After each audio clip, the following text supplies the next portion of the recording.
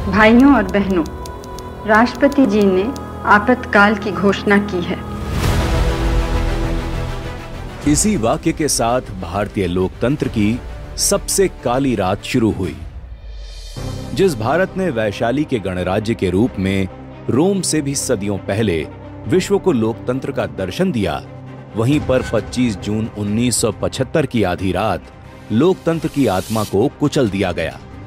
ये वो भारत था जहां भगवान राम ने राज्याभिषेक की जगह वनवास को चुना, जहां बुद्ध ने साम्राज्य नहीं संन्यास को अपनाया, जहां सत्ता को सेवा का माध्यम माना गया, साधन नहीं साध्य माना गया। लेकिन इसी भारत में जब एक अदालत ने प्रधानमंत्री इंदिरा गांधी को चुनावी भ्रष्टाचार का दोषी ठहराया और उन्हें पद के अयोग्य घोषित किया, तो उन्होंने बिना मंत्री परिषद को विश्वास में लिए और अपनी कुर्सी बचाने के लिए संविधान और लोकतंत्र का गला घोंटते हुए देश पर आपातकाल थोप दिया। आपातकाल की घोषणा सत्ता की बौखलाहट का परिणाम थी। ये सिर्फ इमरजेंसी नहीं थी, ये इंदिरा तंत्र की शुरुआत थी। कांग्रेस की खराब नीतियों की वजह से सन 1969 से ही देश गंभीर आर्थिक संकट, महंगाई, भ्रष्टाचार और बेरोजगारी से जूझ रहा था और इस कुशासन के खिलाफ छात्र, मजदूर और रेलवे कर्मचारी देश में बड़े आंदोलन की तैयारी कर रहे थे। इसी दौरान जयप्रकाश नारायण ने संपूर्ण क्रांति का आह्वान किया, जिसने राजनीतिक आंदोलन को जन आंदोलन में बदल दिया। ये वही क्षण था जब सत्ता को पहली बार जनशक्ति की खुली चुनौती मिली और दिल्ली की सत्ता की दीवारें हिलने लगी थीं। और फिर 12 जून 1975 को आया वो ऐतिहासिक फैसला, जब इंदिरा गांधी बनाम राजनारायण मामले में इलाहाबाद हाई कोर्ट ने इंदिरा गांधी को सरकारी मशीनरी के दुरुपयोग के मामले में दोषी ठहराते हुए उनका चुनाव रद्द कर दिया, साथ ही उनके 6 साल तक चुनाव लड़ने पर रोक लगा दी। यही वो क्षण था जब लोकतंत्र और तानाशाही आमने सामने खड़े हो गए। इंदिरा गांधी ने रास्ता चुना लोकतंत्र को खत्म करने का। आपातकाल सिर्फ एक संवैधानिक प्रावधान का दुरुपयोग नहीं था, ये लोकतंत्र की हत्या थी, बाबा साहेब अम्बेडकर के बनाए संविधान की हत्या थी। यह उस आजादी का अपमान था जिसे पाने के लिए लाखों लोगों ने अपना सर्वस्व न्यौछावर कर दिया था। लोकतंत्र अब सत्ता की कैद में था और विपक्ष पर तानाशाही का दमन चक्र शुरू हो गया था। आपातकाल लगते ही देश भर के विपक्षी नेताओं को रातों रात गिरफ्तार कर जेल में डाल दिया गया। जयप्रकाश नारायण, अटल बिहारी वाजपेयी, एल.के. आडवाणी, जॉर्ज फर्नांडिस, सभी को बिना ट्रायल और वारंट जेल भेजा गया। मीसा और डीआईआर जैसे कानूनों के तहत 1 लाख से ज्यादा नागरिक बंद किए गए। इस दौरान दर्जनों लोगों ने कांग्रेसी तानाशाही का मुकाबला करते हुए जेलों में दम तोड़ दिया। कई महीनों तक जेल में रहने के कारण विपक्ष के कई बड़े नेता गंभीर रूप से बीमार हो गए। लोकनायक जयप्रकाश नारायण की किडनी खराब हो गई, जिसके कारण अगले ही कुछ वर्षों में उनका देहांत हो गया। जेल में अटल जी की तबीयत भी बिगड़ गई, जिस कारण उन्हें भी कई महीनों तक अस्पताल में भर्ती रहना पड़ा। आपातकाल के दौरान राजनाथ सिंह जी भी कई महीनों तक जेल में बंद रहे। इस बीच उनकी माताजी के निधन पर भी उन्हें अंतिम संस्कार में शामिल होने के लिए जमानत नहीं दी गई। न्याय की आत्मा पर हमला करते हुए न्यायपालिका में ही न्याय को कैद करने की साजिश रची जाने लगी। जब बंदी न्याय की शरण में पहुंचे तो सुप्रीम कोर्ट भी सत्ता के सामने झुक गया। एडीएम जबलपुर केस में 5 में से 4 जजों ने माना कि आपातकाल में नागरिकों के पास जीवन और स्वतंत्रता का अधिकार नहीं है। सिर्फ एक न्यायमूर्ति एच.आर. खन्ना ने इसका विरोध किया और कहा, अगर जीवन और स्वतंत्रता का अधिकार नहीं रहेगा तो बाकी अधिकारों का क्या मतलब। नतीजतन उन्हें सीनियर होने के बावजूद मुख्य न्यायाधीश नहीं बनाया गया।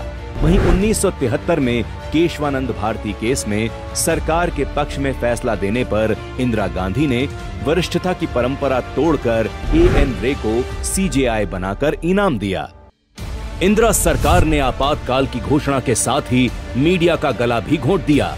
दिल्ली के बहादुर शाह जफर मार्ग पर आधी रात को प्रेस ऑफिस की बिजली काट दी गई ताकि अगली सुबह कोई अखबार आपातकाल की खबर न छाप सके। इसके साथ सारे देश में मीडिया पर सेंसरशिप लागू कर दी गई, जिसमें अखबारों को हर सामग्री सरकार की अनुमति से छापनी होती थी। पत्रकारों को डराया धमकाया गया, प्रेस काउंसिल ऑफ इंडिया भंग कर दी गई।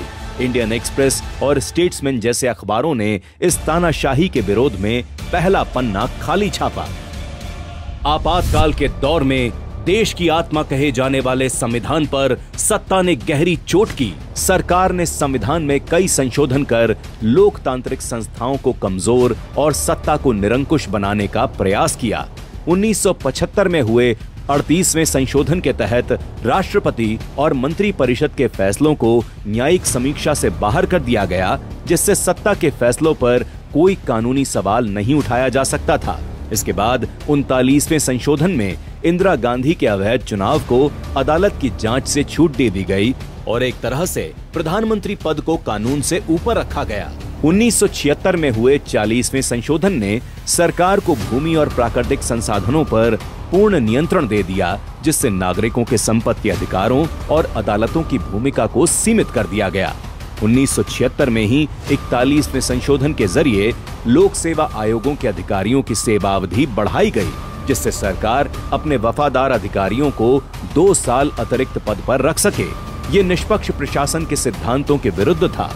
अंततः 42वें संशोधन ने संसद को असीमित शक्तियां दी, न्यायपालिका की स्वायत्तता पर चोट की और नागरिकों के मूल अधिकारों को सीमित किया।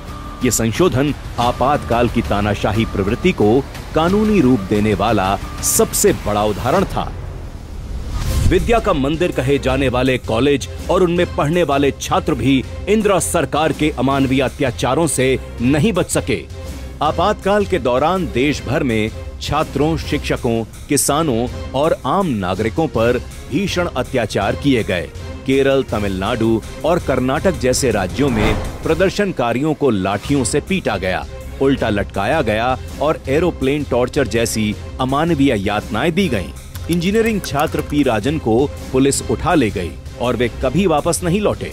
छात्र नेताओं रवि, श्रीकांत, उदय शंकर, शेषा, हेमंत और जसबीर सिंह को गरम मोम, मिर्च, जहरीले कीड़ों और बूटों से टॉर्चर किया गया।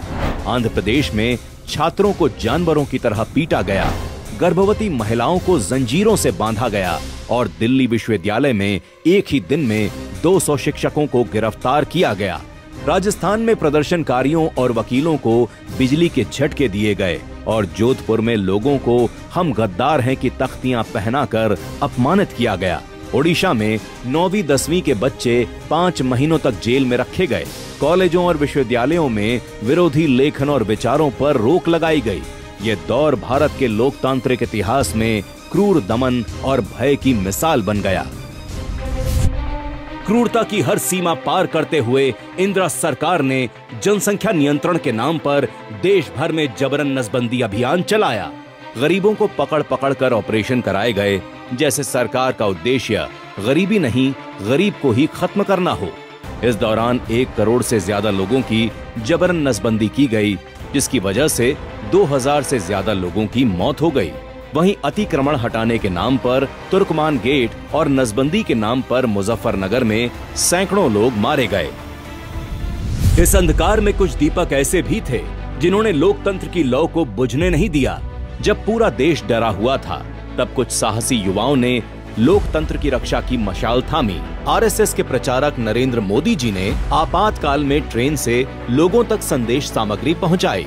आपातकाल के दौरान मोदी जी ने विभिन्न भेष बदलकर पुलिस से बचते हुए आंदोलन को जारी रखा। उन्होंने बटुक भाई और स्वामी जी जैसे भेषों में गुजरात के विभिन्न हिस्सों का दौरा किया।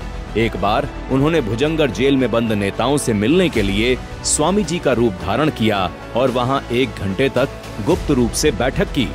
आपातकाल के दौरान मोदी जी ने प्रचार सामग्री के वितरण के लिए अभिनव तरीके अपनाए। उन्होंने साहित्य को नाई की दुकानों में रखवाया ताकि लोग वहां आकर उसे पढ़ सकें। इसके अलावा उन्होंने संतों और धार्मिक नेताओं के माध्यम से ये सामग्री ग्रामीण इलाकों में पहुंचाई। उन्होंने आपातकाल के दौरान के अपने अनुभवों को संघर्ष मां गुजरात नामक पुस्तक में संकलित किया। उनके द्वारा ये पुस्तक 23 दिनों में पूरी तरह से स्मृति से लिखी गई है। वहीं प्रवासी भारतीयों और IFD, फिसी जैसे संगठनों ने अंतर्राष्ट्रीय स्तर पर भारत में तानाशाही के खिलाफ आवाज उठाई। टाइम पत्रिका जैसी मीडिया संस्थाओं की आलोचनाओं ने इंदिरा सरकार पर वैश्विक दबाव बढ़ाने का काम किया। तानाशाही को चुनौती देने के लिए साहित्यकारों और कलाकारों ने भी कमर कस ली। आपातकाल में न सिर्फ नेता बल्कि लेखक, कवि, पत्रकार और कलाकार भी सरकार के खिलाफ उठ खड़े हुए। फणीश्वर नाथ रेणु और शिवराम कारंथ ने अपने सम्मान लौटा दिए। स्नेहलता रेड्डी की जेल में मौत हो गई और किशोर कुमार के गानों पर प्रतिबंध लगा दिया गया।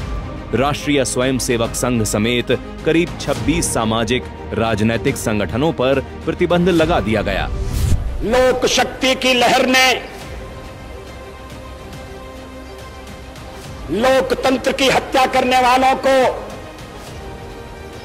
इतिहास के कूड़ेदान में फेंक दिया है। जब लोगों ने देखा कि न्याय के सारे दरवाजे बंद हो चुके हैं, तो आने वाले चुनावों में जनता ने खुद ही न्याय करने का फैसला कर लिया और 1977 के ऐतिहासिक लोकसभा चुनाव में इंदिरा गांधी की बुरी तरह हार हुई। जनता पार्टी को जिताकर जनता ने स्पष्ट संदेश दिया कि अब तानाशाही नहीं, लोकतंत्र रहेगा। जिन्होंने लोकतंत्र के मंदिर को बचाने के लिए अपना सब कुछ न्यौछावर कर दिया। उनके बलिदान और संघर्ष को याद रखने के लिए मोदी सरकार ने 25 जून को संविधान हत्या दिवस के रूप में मनाने की घोषणा की। लोकतंत्र को पीछे रखकर सत्ता और परिवार को सर्वोपरि रखने की कांग्रेसी मानसिकता आज भी नहीं बदली है। आज कांग्रेस जिस संविधान, न्यायपालिका, प्रेस की आजादी और संस्थाओं की निष्पक्षता की बात करती है, वही कांग्रेस आपातकाल के दौरान इन सभी को रौंद चुकी है। संविधान को रौंदा, प्रेस का गला घोंटा, कोर्ट की स्वायत्तता खत्म की, एजेंसियों का दुरुपयोग किया, विपक्ष को कुचला। आपातकाल ने देश को यह सिखाया कि लोकतंत्र को बलिदानों के बल पर जिंदा रखना पड़ता है।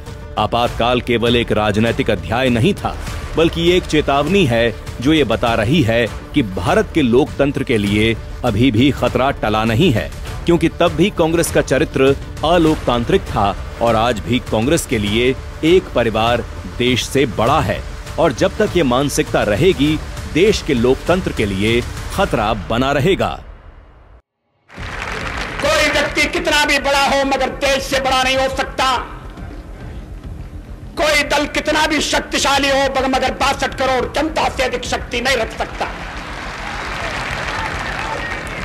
व्यक्ति आएंगे, चले जाएंगे, पार्टियां बनेंगी, बिगड़ेंगी, नई पार्टियां जन्मेंगी, सरकारें कायम होंगी, बदलेंगी, मगर कश्मीर से लेकर कन्याकुमारी तक फैला हुआ भारत अपनी सनातन संस्कृति के साथ आधुनिकता का वर्ण करने के लिए अमर काल तक इस तीर्थ यात्रा में चलता रहेगा।